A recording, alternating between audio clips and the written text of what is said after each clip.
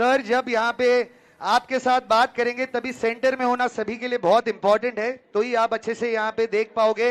जो भी यहाँ पे सेंटर में है, अभी आपके फ्लैग, सिर्फ आपके फ्लैग सर नीचे नहीं लाने, आप सिर्फ राइट या लेफ्ट में आ जाइए। पीछे हमारी मीडिया है जो यहाँ पे पूरे मुंबई को बता रही है आपकी प्रॉब्लम, हमें उनको यहाँ पे परेशानी नहीं देनी है। तो प्लीज सभी से रिक्वेस्ट है, जो भी सेंटर में है पीछे एक बार आप चेक कर लीजिए, आपके पीछे कैमरा है तो फिर आप प्लीज यहाँ पे राइट या लेफ्ट में आ जाइए, तो आपको किसी को भी प्रॉब्लम नहीं होगी। ठीक है, प्लीज मीडिया को थोड़ा हमें कोऑपरेट करना है। Thank you media, thank you. Neville D'Souza मैदानात आंदोलन सुरू आहे आदित्य ठाकरेंच्या नेतृत्वात आणि फुटबॉल खेळाडू देखील एकत्र आलेले आहेत। नोव्हिल डिसोजा मैदान वाचवण्यासाठी हे आंदोलन आहे। मुंबईतील मैदान वाचवण्यासाठी आदित्य ठाकरेंचं हे आंदोलन आहे। आमदार वरुण सरदेसाई सर आणि कृपया मंचाजवळ यावर ही विनंती आहे। आमदार वरुण देसाई सर।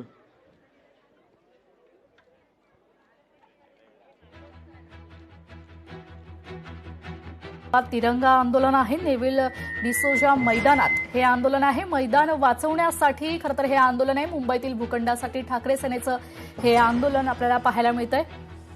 या आंदोलनात फुटबॉल खेळाडू देखील एकत्र आलेले पाहायला मिळतात। आदित्य ठाकरेंच्या नेतृत्वात हे आंदोलन सध्या नोव्हिल डिसोजा मैदानामध्ये पार पडतंय। मुंबईतील मैदान वाचवण्यासाठी आदित्य ठाकरेंचं हे आंदोलन आहे। आदित्य ठाकरेंचा आरोप आहे की मुंबईतील काही मोकळी मैदानं आणि भूखंडाचे आरक्षण बदलून किंवा इतर मार्गाने ती खासगी संस्था, कंत्राटदार अथवा भाजपशी संबंधित संस्थांना देण्याचे प्रयत्न सुरू आहेत।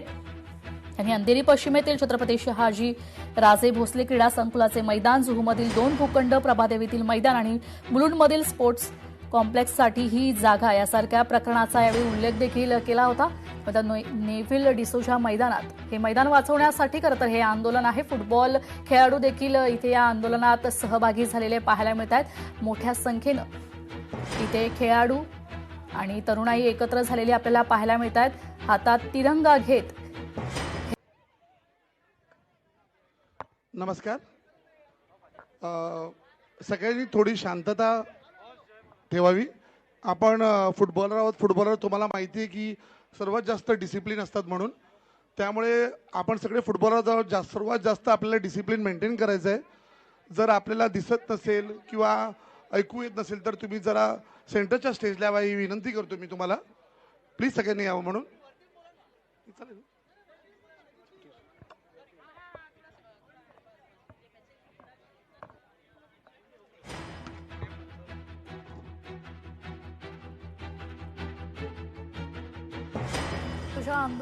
मैदानात हे आंदोलन पार पडतंय।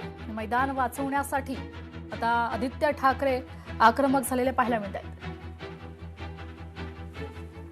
आपले प्रतिनिधी उमेश करंजकर आपल्या सोबत फोन लाईनवरून जोडले गेलेले आहेत। उमेश, आपण पाहतोय आदित्य ठाकरे आता त्या मैदानात दाखल झालेले आहेत। आदित्य ठाकरेंसोबत अनेक फुटबॉल खेळाडू देखील तिथे आहेत। आपण मगाशीच याचा आढावा देखील घेतला आणि त्यांचं म्हणणं देखील आहे, तेथील विद्यार्थ्यांचं म्हणणं देखील आहे खेळाडूंचं की जर हे मैदान वाचलं नाही तर आमचं भविष्य कसं घडणार, असं देखील काही खेळाडूंचं तिथे म्हणणं आहे। काय अधिकची अपडेट?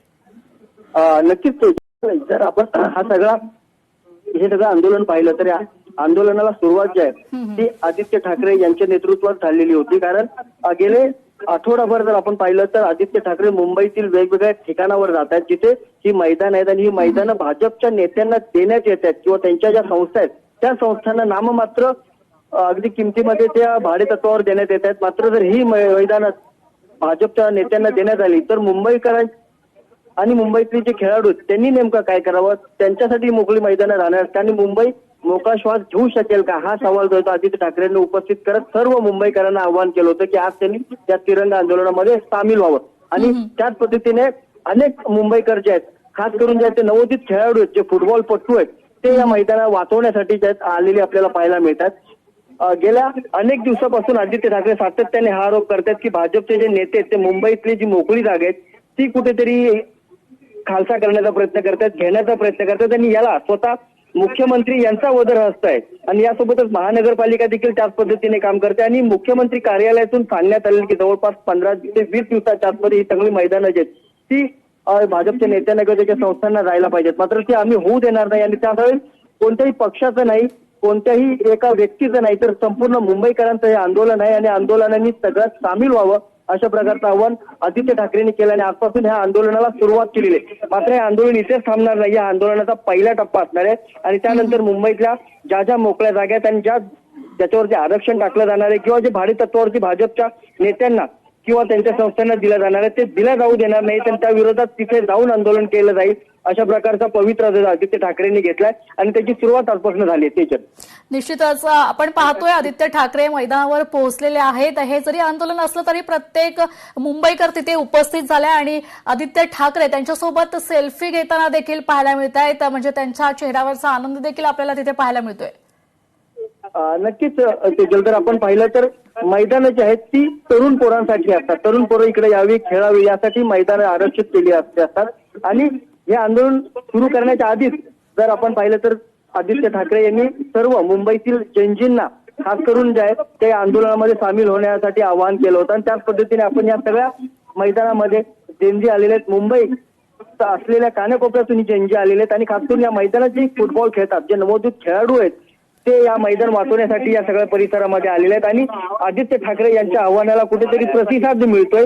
कारण मुंबईतली जर आपण सगळी परिस्थिती पाहिली तर आधीच मोजकी मैदानं शिल्लक राहिली जिथं खेळाडू जातील किंवा तरुण जातील ते खेळतील ते आपल्या कलागुणांना वाव देऊ शकतील अशा जागा कमी शिल्लक राहिल्यात आणि त्याच जागा जाणार असतील तर मुंबईकरांनी जावं कुठं, मुंबईतल्या खेळाडूंनी जावं कुठं यासाठी या सर्व तरुणांनी या सर्व जनजींनी एकत्र यावं यासाठी आवाहन केलं होतं आणि त्या आव्हानाला कुठेतरी या जनजीचा प्रतिसाद मिळतो आणि म्हणून त्या जनजींच्या बरोबर सेल्फी काढणं किंवा त्यांच्याशी संवाद साधणं आणि त्यांना त्यांचे जे अधिकार आहेत किंवा त्यांच्यासाठी जी मैदानं राखीव ठेवलेली आहेत ती त्यांना मिळावी यासाठी कुठेतरी आदित्य ठाकरे आजपासून या प्रयत्नांना अजून बळ देताना पाहायला मिळतात. निश्चितच. मात्र उमेश, या आंदोलनाच्या पार्श्वभूमीवर मुंबई महापालिका किंवा राज्य सरकारकडून कोणती भूमिका घेण्यात आली आहे का? काही माहिती समोर आली आहे का?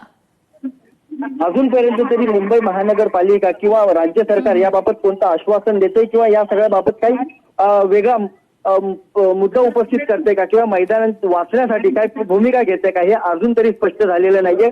मात्र आदित्य ठाकरेंनी हा सगळा जो लढा आहे तो सुरू केलेला आहे आणि तो लढा आता नेमका कुठे थांबणार? कारण त्यांनी थेट मुख्यमंत्री असतील किंवा मग महानगरपालिका असेल यांच्यावरती बोट ठेवलेलं आहे, यांच्या कारभारावर बोट ठेवलेलं आहे आणि स्वतः महानगरपालिका मुख्यमंत्री हे मैदान आपल्या भाजपच्या नेत्यांना किंवा त्यांच्या संस्थांना देण्याचा प्रयत्न करते. त्यामुळे हा गंभीर आरोप आहे थेट महानगरपालिका आणि त्यानंतर डायरेक्ट मुख्यमंत्री.